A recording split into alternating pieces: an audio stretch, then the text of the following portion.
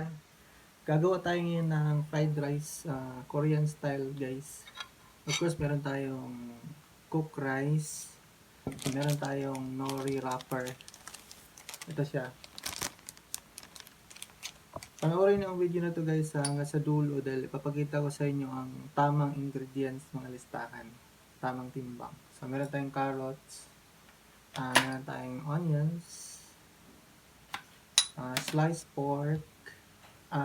Minced pork. Then meron tayong garlic. Iodized salt. Black pepper powder. Meron tayong Chinese cabbage na naka-shredded na. Then 1 egg. And meron tayong dalawang klaseng sausage na ito siya ang pangalan. And meron pang isa. Yan. Then meron tayong kimchi. Ito pinaka main ingredients natin. And of course, meron tayong cooking oil. Ang gamit natin, gunting. So, gupitin natin. So guys, panoorin nyo ang video na ito hanggang sa matapos. So, mag-start na tayo.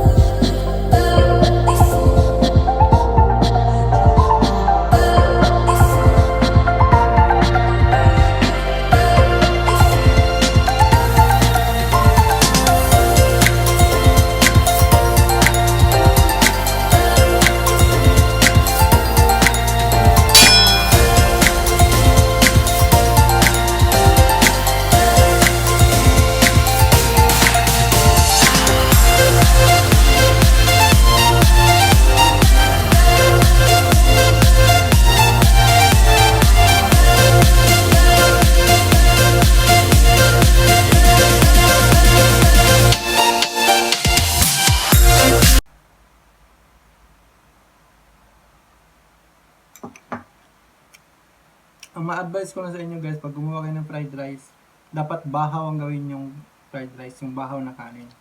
So, ang ingredients niya, nandito nakasunod na. Kita-kits, susunod guys.